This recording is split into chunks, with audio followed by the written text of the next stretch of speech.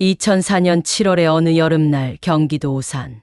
날씨는 무더웠고 세상은 평범한 일상처럼 흘러가고 있었다.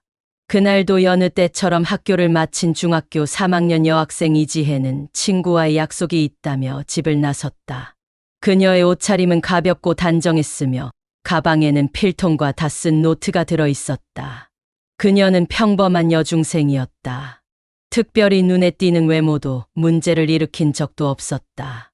가족과의 관계도 원만했고 학교 생활도 평탄했다. 하지만 그날 이후 그녀는 다시 집으로 돌아오지 않았다. 처음에는 단순한 외박으로 생각했던 가족들은 시간이 지나며 점점 불안에 휩싸였다. 밤이 지나고 다음 날도 돌아오지 않자 실종 신고가 접수되었다.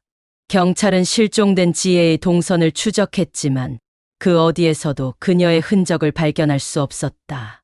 친구들과의 연락도 끊겼고 마지막으로 목격된 것은 집 근처 골목에서 누군가와 통화를 하고 있는 모습이었다는 주민의 증언뿐이었다. 사흘이 지나고 오산시 외곽의 야산에서 등산을 하던 시민이 이상한 냄새를 맡았다. 숲을 속에 놓여 있던 커다란 비닐봉지.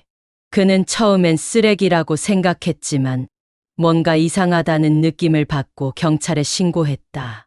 현장에 도착한 경찰은 봉지를 열고 숨이 멎을 듯한 충격을 받았다. 그 안에는 신체 일부가 들어 있었고 그것은 바로 사라졌던 여중생의 것이었다. 수색이 확대되자 같은 야산의 다른 장소들에서 토막난 시신의 나머지 부위들이 발견되었다. 시신은 완전히 절단된 상태였고 머리, 팔, 다리, 몸통이 각각 따로따로 유기되어 있었다.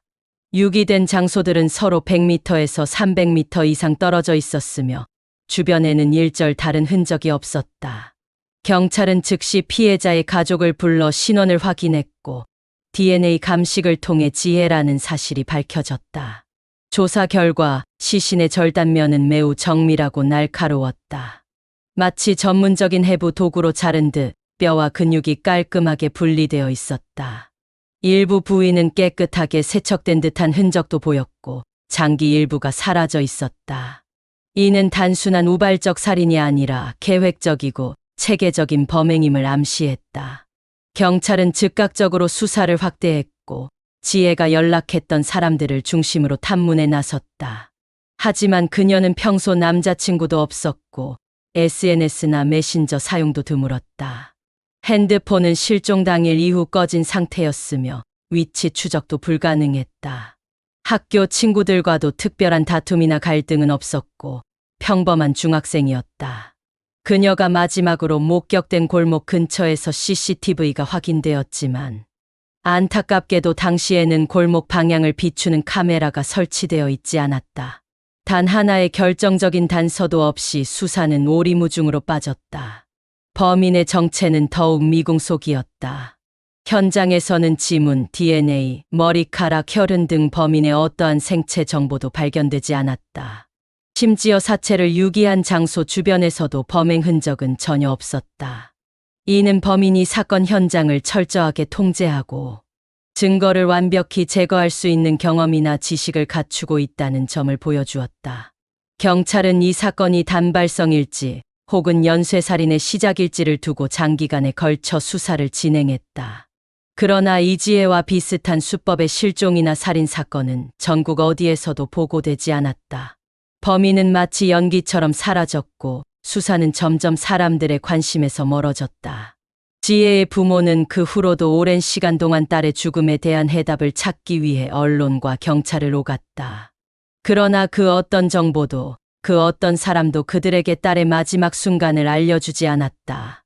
오산경찰서는 이 사건을 미제 사건으로 등록했고 여전히 해결되지 않은 채 기록 속에 남아있다. 사건의 잔혹성은 지금도 수사관들 사이에서 회자된다. 피해자는 어린 소녀였고 시신은 인간적인 존엄을 철저히 짓밟은 형태로 발견되었다. 이토록 잔혹하면서도 완벽에 가까운 범행은 한국 범죄사에서도 드문 예다. 시간은 흘렀고 도시의 풍경도 변해갔다. 지혜가 실종되었던 골목에는 이제 새 건물이 들어섰고 야산에는 등산로가 정비되었다. 그러나 그 땅 아래에는 여전히 잊힌 진실이 묻혀 있다. 그녀는 왜 그런 끔찍한 죽음을 맞이해야 했는가? 범인은 누구였고 무슨 이유로 그런 짓을 저질렀는가? 그녀의 가족은 매년 여름이 되면 그 산을 찾는다. 초록의 숲은 변함없이 조용하고 평화롭지만 그 속에 담긴 기억은 고요하지 않다. 희망은 아직도 살아있다. 과학이 발전하고 기술이 정밀해지며 언젠가 그날의 어둠을 걷어내줄 빛이 다가올지도 모른다. 지혜는 이제 이름 없는 희생자로 기록되었지만 누군가의 딸이었고 친구였으며 또 하나의 소중한 생명이었다. 그 진실을 알지 못한 채 세월은 흘러가고 범인은 여전히 어딘가에서 평범한 얼굴을 하고 살아가고 있을지도 모른다. 진실은 숨어 있지만 언젠가는 반드시 드러날 것이다. 그날까지 우리는 이 사건을 잊지 않아야 한다. 내용이 유익하셨다면 구독과 좋아요, 알림 설정 부탁드립니다.